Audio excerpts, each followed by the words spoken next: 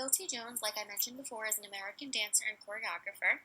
He was born in Florida in 1952, and he went to school at Binghamton University, which is kind of where he developed his passion and he kind of started to grow as a performer. He's also the founder, which is what he's most famous for, of the Bill T. Jones and Artie Zane Dance Company. Artie Zane was his choreographer and artistic partner who actually passed away in 1988 due to AIDS and HIV. And that is where a large part of Jones' work and inspiration does come from.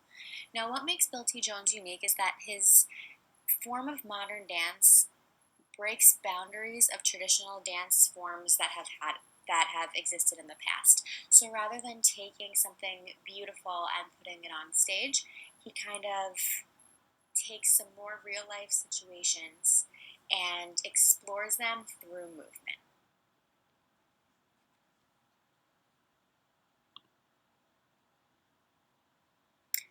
This is just a list of a few of Bill T. Jones' most famous works.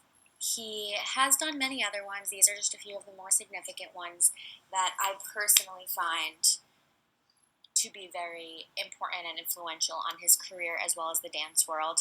I also put the 2 Broadway musicals that he choreographed in here, which are Spring Awakening in 2006 and Fela, which was off Broadway in 2008 and hit the Broadway stage in 2009. I think those 2, I'll get into those a little bit more later, but I think those are very important because he took his modern dance form and put them on a musical theater stage and in the musical theater environment, which hasn't really been done prior to that. Another one of the works that I'm going to focus on a lot is Still Here, which was done in 1994, which is known to be one of the more controversial pieces that he did because of the boundaries that it broke in the dance world.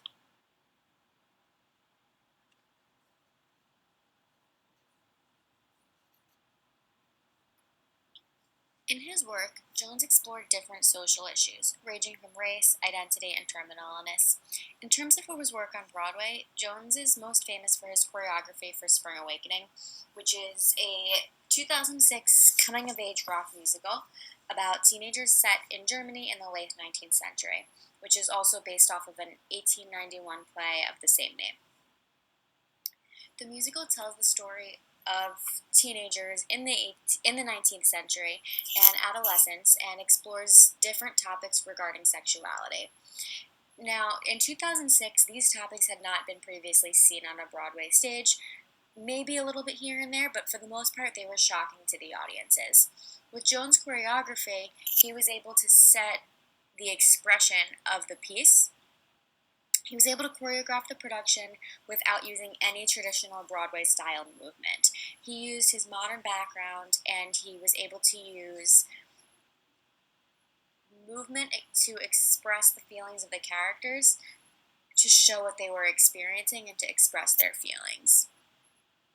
In a 2007 review of the musical, we read that Mr. Jones' choreography for Spring Awakening creates a seamlessly integrated, vivid gestural vocabulary that gives force and life to the repressed physical urges of its teenage characters.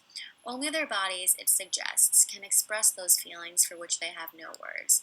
In some ways, it's a perfect fit for a choreographer concerned with storytelling, the power of gesture, and sexual identity.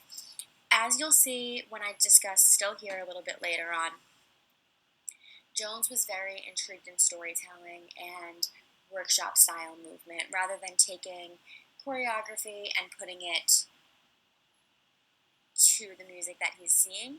He's using the choreography itself to tell the story.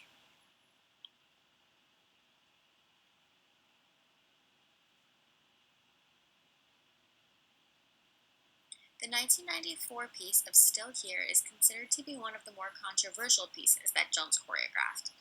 It incorporated movement of terminally ill patients, which is what led to the controversy of the various audiences. Different reviews state that the piece was excruciating to watch, and it was compared to watching footage from Rwanda or Oklahoma City, and it offended critics so much that some of them wouldn't even go see the production. Jones held workshops and went to hospitals to collaborate and work with different patients, and either used their movement to inspire choreography for his performers, or even allowed the performers to perform themselves.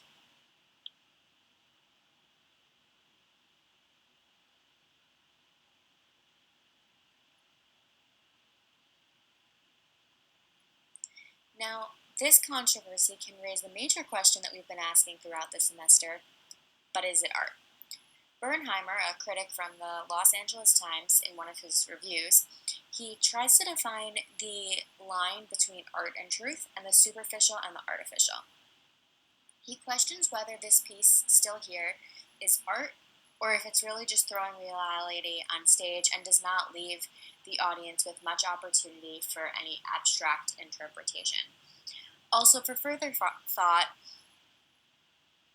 how does this compare to the other works that we studied this term? So I'm thinking like the Brillo soap pads or fountain. Do you think it's considered original art with a purpose of art, or do you think it's just putting someone else's story into movement? Also, do you consider it art even though the performers aren't trained artists and they're just patients who experience Jones' workshops?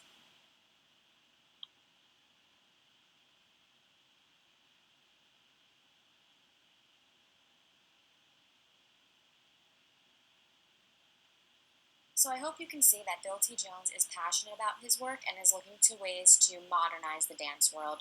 He's definitely a modern dancer as he doesn't follow the traditional ballet techniques or the jazz forms that so many people have grown to know and love. He's definitely a current modern day performer, and he uses his own experiences to create his art and his work. You can see from his life experiences, if you get to know a little bit more about his personal life and his personal background, how those all impacted the works he's created. Despite any controversy, I do believe that Jones has had a major impact on the dance and performing arts community. Different artists have worked towards breaking boundaries as well and putting reality on stage, as opposed to following those traditional forms and techniques that everybody has experienced before. In the musical theater world, I've also noticed personally that there's been a growing number of productions that do not use traditional styles of musical theater technique or putting jazz on stage, and more people are now willing to say, okay, this is the style that was used in Spring Awakening or Fela, and realizing that the Broadway stage can have more than what it's always been.